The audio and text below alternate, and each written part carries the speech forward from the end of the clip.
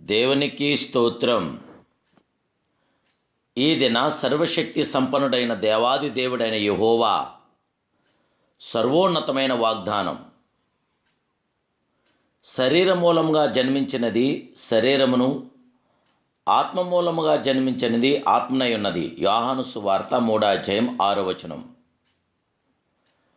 ప్రియా సర్వాధికారి సర్వజగత్రక్షుడైన దేవాదేవుని బిడ్డలారా, ప్రభువైన యేసుక్రీస్తు ఉన్నతమైన నామములో మీ అందరికీ నా హృదయపూర్వకమైన శుభాబంధనాలు ఈ ఉదయకాల సమయంలో ప్రభు పేరిట మీకు తెలియపరుస్తున్నాను. దేవాదేవుని బిడ్డలారా, మీరందరూ బాగున్నారు కదూ? ఆ మహిమాస్తురుడి యొక్క మహాదేవుని యొక్క మహాకృప నిరంతరం మీతో ఉండాలని మీ కొరకు ప్రభు పాదసంలో ప్రార్థిస్తున్నాను. దేవుని బిడ్డలారా, ఆత్మ ద్వారా మనం జన్మించాలి. ఆత్మ మూలముగా జన్మించుట అను పదం మనం కొంచెం లోతుగా మనం జ్ఞానం చేద్దాం. మనము తన కుటుంబమందు జన్మించవలనని ప్రభు మరింతగా కోరుచున్నాడు. మనము ఆత్మ ద్వారా జన్మింపని ఎడల దేవుని రాజ్యంలో ప్రవేశించలేము. దేవదేవుని బిడ్డలారా, మనము ఆత్మ ద్వారా జన్మించు నిమిత్తము ఆత్మాభిషేకమును పొందుకోవాలి. మనం ఈ లోకమందు తల్లి గర్భమును పుట్టినప్పుడు ఆదాము యొక్క స్వభావమును స్వతంత్రించుకొనుచున్నాము గనుక అవి మనలో ఉంటున్నాయి. తల్లి మనలను పాపంలో గర్భం ధరించినందున అవి మనలో నుండి పాపం చేయుటకు ప్రేరేపించున్నవి.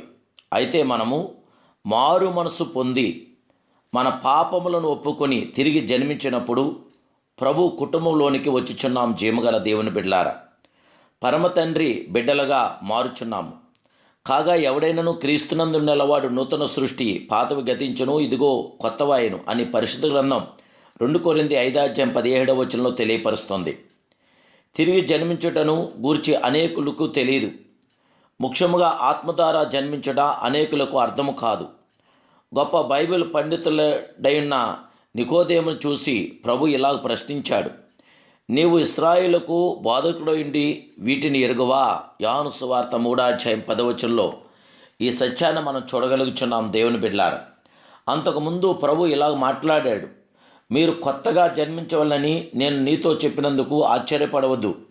గాలి తనకిష్టమైన చోటును విసురును, నీవు దాని శబ్దం విందువే గాని అది ఎక్కడి నుండి వచ్చినో ఎక్కడికి పోవునో నీకు తెలియదు.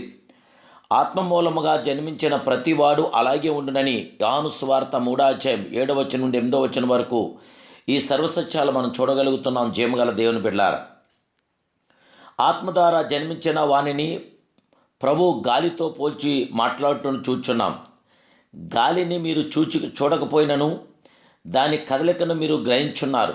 గాలి యొక్క తీరును మన తెలివితేటల వలన సంపూర్ణంగా గ్రహించగలుగుచున్నాం.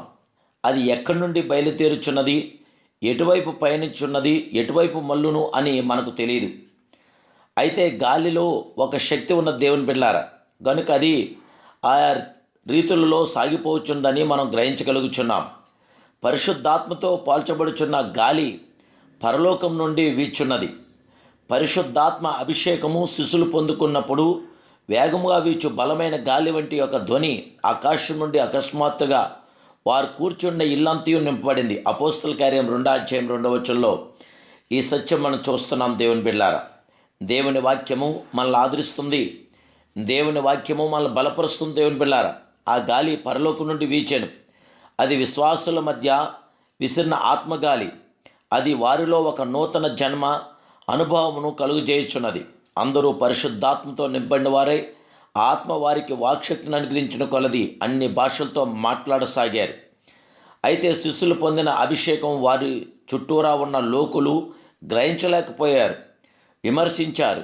వీరు కొత్త మద్యముతో నిండి ఉన్నారని అపహాస్యం చేశారు. దేవుని బిడ్డలారా, అయితే శిష్యులు తాముపై నుండి వచ్చు శక్తి చేతను కృపచేతను నింపడిన సంగతి గ్రహించారు, గుర్తించారు. దేవుని బిడ్డలారా, పరిశుద్ధాత్మ అభిషేకం నువ్వు ఎలాగైనాను పొందుకోవాలని ప్రభు దానిని నీకు వాగ్దానంగా చేస్తున్నాడు. కనుక ప్రియులారా, ప్రతివాడు పొందుకుంటున్నాడని పరిశుద్ధ గ్రంథం తెలియపరుస్తుంది.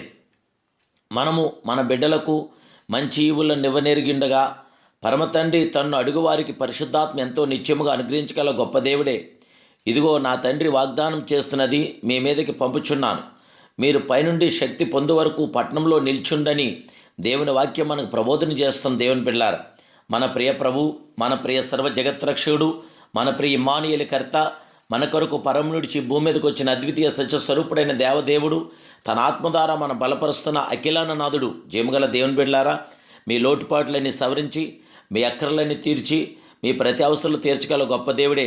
దేవునందు నిరీక్షణ, విశ్వాసం, గురి కలిగి ప్రభుతో కొనసాగండి.